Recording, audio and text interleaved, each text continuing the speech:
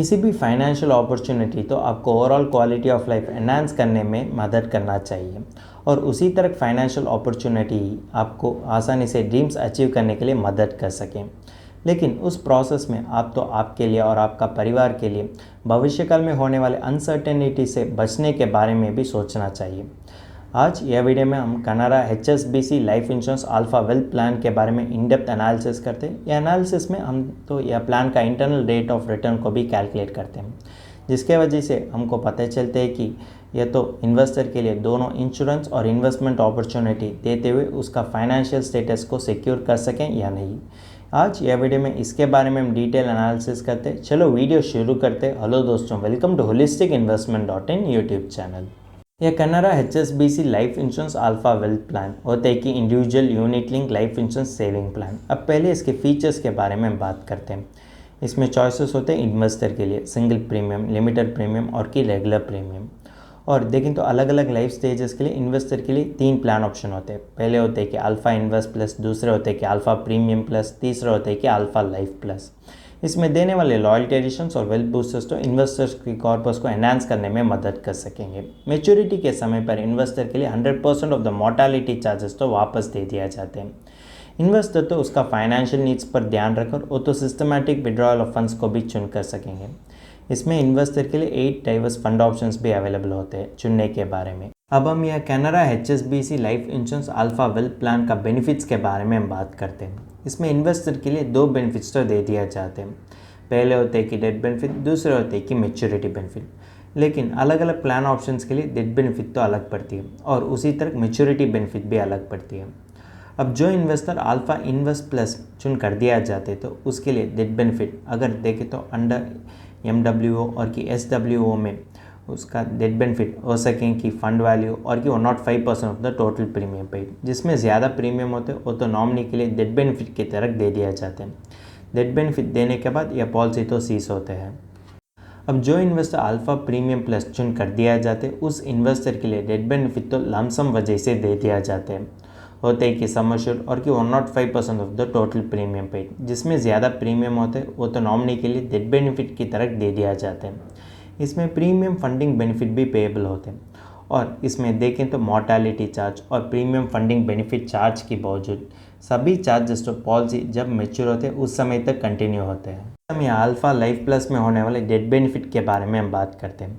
इसमें देखें तो पार्शियल विड्रॉल कम करते हुए सम एश्योर्ड और की फंड वैल्यू और की 105% of the total premium paid. जिसमें ज़्यादा प्रीमियम होते हैं वो तो नॉमिनी के लिए डेथ बेनिफिट की तरह दे दिया जाते हैं। दूसरे बेनिफिट होते हैं कि मैच्योरिटी बेनिफिट। अब जो इन्वेस्टर अल्फ़ा इन्वेस्ट प्लस और अल्फ़ा लाइफ प्लस चुन कर दिया जाते उस इन्वेस्टर के लिए अगर वो पॉलिसी मैच्योर होने तक अले हुए तो मैच्योरिटी डेट पर जो भी फंड वैल्यू होते वो तो पेएबल होते और उसके साथ ही पॉलिसी तो टर्मिनेट होते हैं। अब जो इन्वेस्टर अल्फ़ा प्रीमियम प्लस चुन कर दिया जाते उस इन्वेस्टर के लिए उस डेट ऑन मैच्योरिटी पर जितना फंड वैल्यू होते वो तो लाइफ एश्योर्ड के लिए पेएबल होते हैं। अगर लाइफ एश्योर्ड किसी भी अनफॉर्चुनेट इवेंट से ना है तो भी वो तो नॉमिनी के लिए दे दिया जाता है। अब नेक्स्ट हम देखें कि कनारा HSBC life insurance alpha wealth plan का इन्वेस्टमेंट स्ट्रैटेजीज और फंड ऑप्शंस। इसमें इन्वेस्टर के लिए 5 इन्वेस्टमेंट स्ट्रैटेजी होते हैं और 8 फंड ऑप्शंस भी होते हैं। और इन्वेस्टर तो उसका फाइनेंशियल ऑब्जेक्टिव और नीड्स पर ध्यान रखकर वो तो इन्वेस्टमेंट डिसीजन बनना चाहिए।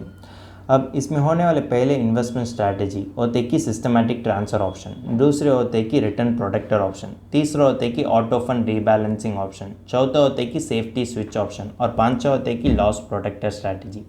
अब पहले सिस्टमैटिक ट्रांसफ़र ऑप्शन के बारे में बात करते हैं।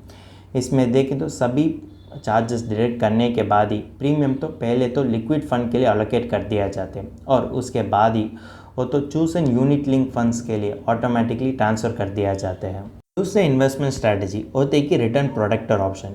अगर देखें तो RPO फंड से और कि आप चुनने वाले इक्विटी फंड से जो भी गेन आए तो वो तो ऑटोमेटिकली लो रिस्क डेब्ट फंड के लिए ट्रांसफ़र कर दिया जाते हैं। जिसके वजह से आपके लिए पूरे पॉलिसी टर्म तक एक स्टेबलाइज इन्वेस्टमेंट रिटर्न वो तो जनरेट कर पाएगी। चौथा इन्वेस्टमेंट स्ट्रैटेजी होते कि ऑटो फंड्स रीबैलेंसिंग स्ट्रैटेजी। इसमें देखें तो हर 3 महीने के लिए आपका अलग अलग यूनिट लिंक फंड्स में होने वाले इन्वेस्टमेंट्स को आप जिस प्रोपोर्शन में रीबैलेंस करना चाहते हो उस प्रोपोर्शन में आप तो करने के लिए अपॉर्चुनिटी तो दे दिया जाते हैं। चौथे इन्वेस्टमेंट स्ट्रैटेजी होते हैं कि सेफ्टी स्विच ऑप्शन। इसमें देखें तो पॉलिसी का पिछले 4 साल में अगर आप देखें तो आपका सभी फंड्स तो लो रिस्क लिक्विड फंड्स में सिस्टमैटिकली स्ट्रक्चर मैनर में ट्रांसफ़र कर दिया जाते हैं। पांचवा इन्वेस्टमेंट स्ट्रैटेजी होते हैं कि लॉस प्रोटेक्टर स्ट्रैटेजी। इसमें देख तो जिन इन्वेस्टर्स मार्केट डाउनफॉल में रिस्क मिनिमाइज करने के बारे में सोचते हैं उन इन्वेस्टर्स तो हाई रिस्क फंड से लो रिस्क फंड्स को ट्रांसफ़र कर सकेंगे। अब हम यह Canara HSBC life insurance alpha wealth plan में होने वाले वेरियस चार्जेस के बारे में हम जानकारी लेते हैं। पहले होते हैं कि प्रीमियम एलोकेशन चार्ज। ये तो इन्वेस्टर का प्रीमियम पेमेंट मोड और पॉलिसी ईयर पर निर्भर होते हैं और 11th पॉलिसी ईयर से कोई भी प्रीमियम एलोकेशन चार्ज नहीं होते हैं। दूसरे होते हैं कि पॉलिसी एडमिनिस्ट्रेशन चार्ज।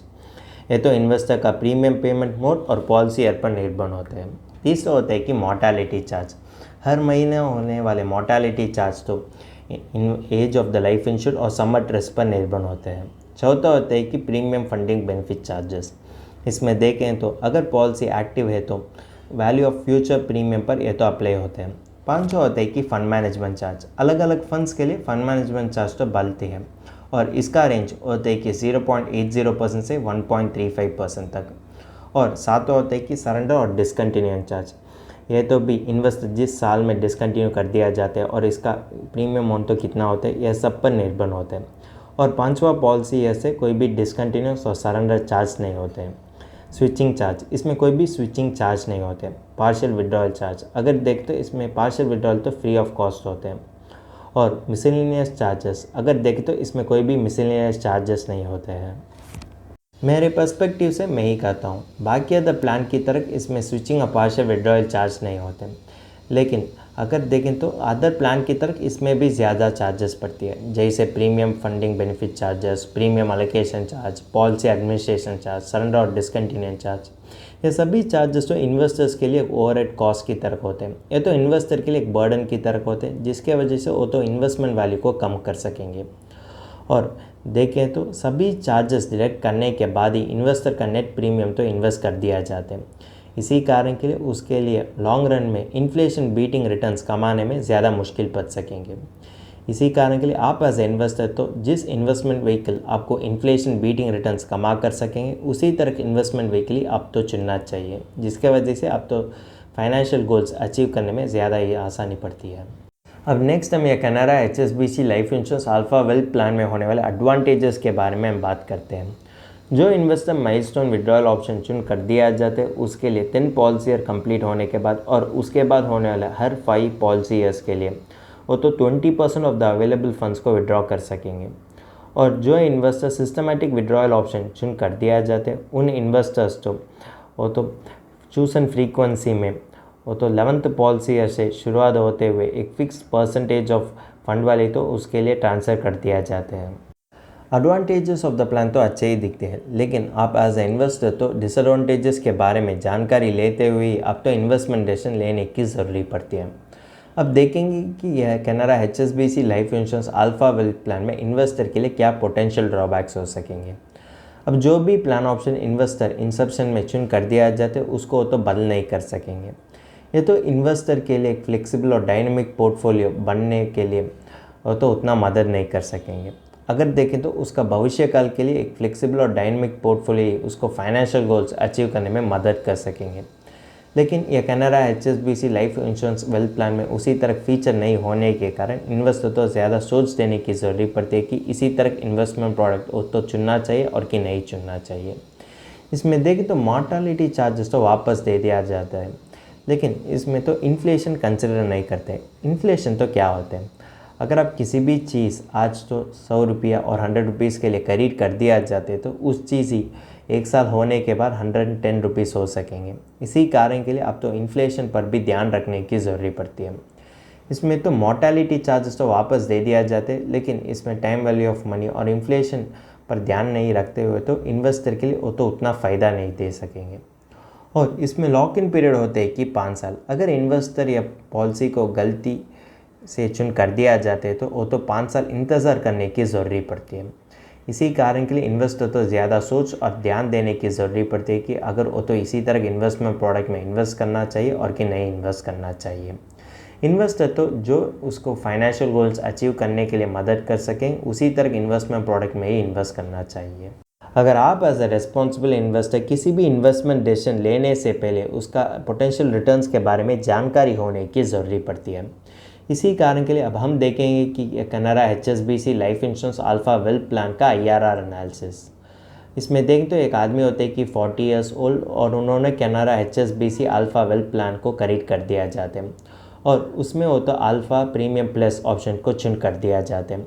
उसका सम अश्योर्ड होते कि 50 लाख और एनालाइज प्रीमियम होते कि 5 लाख और इसका पॉलिसी टर्म और प्रीमियम पेइंग टर्म होते कि 15 ईयर्स और मेच्योरिटी के समय पर फंड वैल्यू तो दे दिया जाते हैं।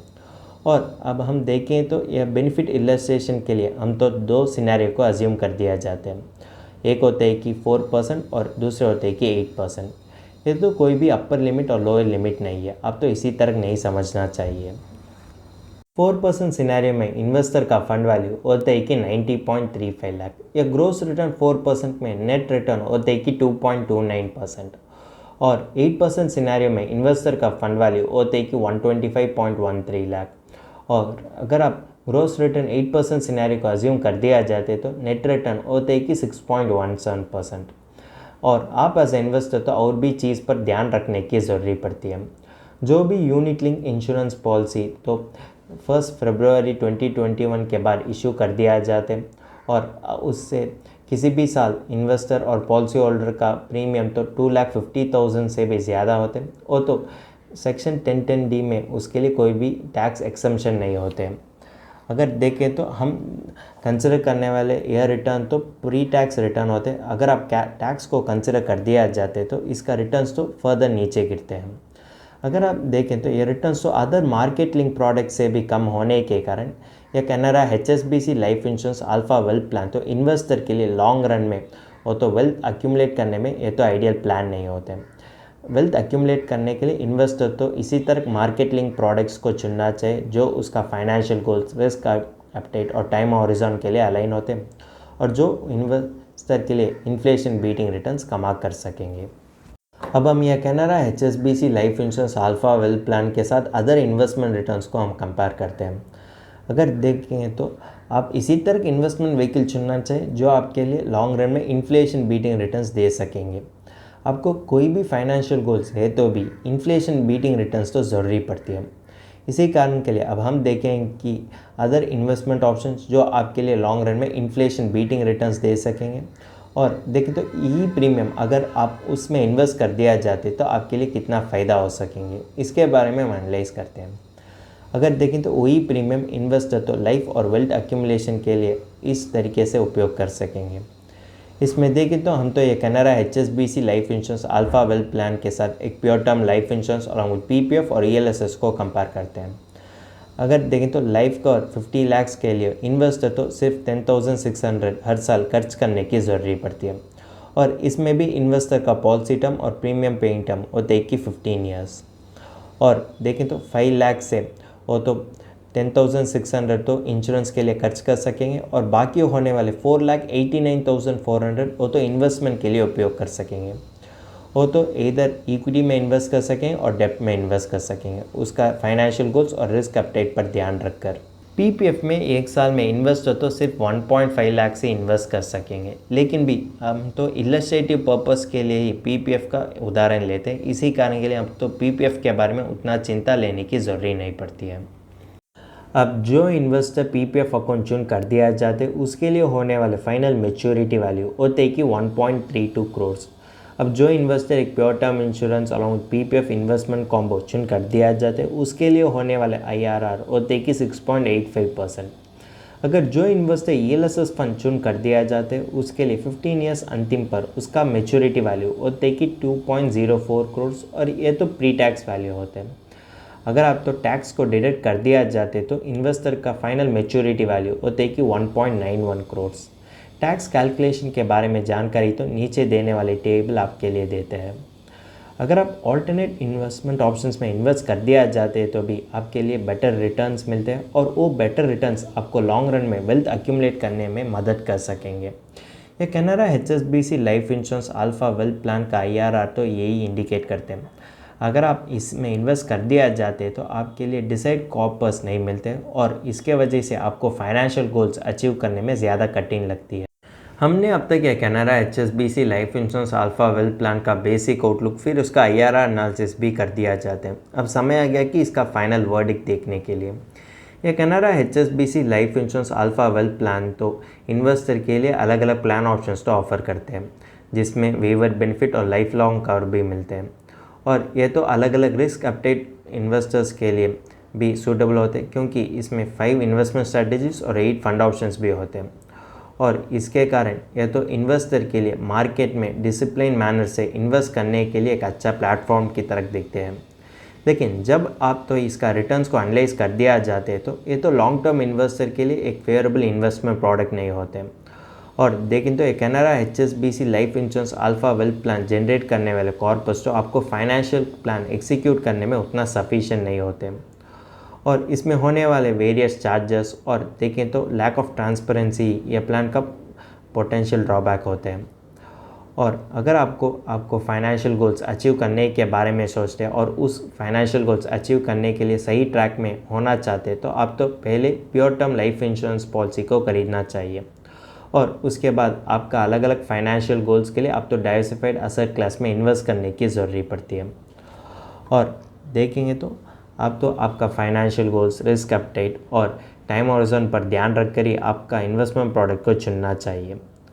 हम सब के लिए हमारा फाइनेंशियल गोल्स अचीव करने के बारे में सोचते हैं, उसके लिए हम तो सही इन्वेस्टमेंट प्रोडक्ट और इंश्योरेंस प्रोडक्ट चुनने की ज़रूरत पड़ती है। अगर आपको उसके बारे में कोई भी गाइडेंस मिलना चाहते हैं तो आप तो एक सर्टिफाइड फाइनेंशियल प्लानर को अप्रोच कर सकेंगे। वो तो मार्केट टर्बुलेंसेस के समय में आपके लिए गाइडेंस दे सकेंगे और जिसके वजह से आप तो एक गुड कोर इन्वेस्टमेंट पोर्टफोलियो बना कर सकेंगे, जो गुड कोर इन्वेस्टमेंट पोर्टफोलियो आपको फाइनेंशियल गोल्स अचीव करने में ज़्यादा तरीके से मदद कर सकेंगे। अगर आप तो ये Canara HSBC life insurance alpha wealth plan के बारे में फर्दर एनालिसिस और डिटेल एनालिसिस इंग्लिश में पढ़ना चाहते हैं तो हमारा आर्टिकल पढ़ सकेंगे और इस आर्टिकल का लिंक तो डिस्क्रिप्शन में दिया गया है। अगर तुमको इस टॉपिक में और कोई अदर फाइनेंस और इन्वेस्टमेंट रिलेटेड टॉपिक में संदेह है तो हमारा फाइनेंशियल एक्सपर्ट के साथ अपॉइंटमेंट बुक कर सकता है। अपॉइंटमेंट का लिंक डिस्क्रिप्शन में दिया गया है। और फिर इन्वेस्टमेंट के बारे में और फाइनेंस के बारे में तुमको ज़्यादा बताना चाहिए तो हमारा लाइव वेबिनार अटेंड कर दीजिए। वेबिनार का लिंक भी डिस्क्रिप्शन में दिया गया है। वेबिनार एब्सोल्युटली फ्री है। इस वीडियो तुमको पसंद है तो लाइक कर दीजिए, फ्रेंड्स के साथ शेयर कर दीजिए और ज़रूर सब्सक्राइब कर दीजिए। धन्यवाद।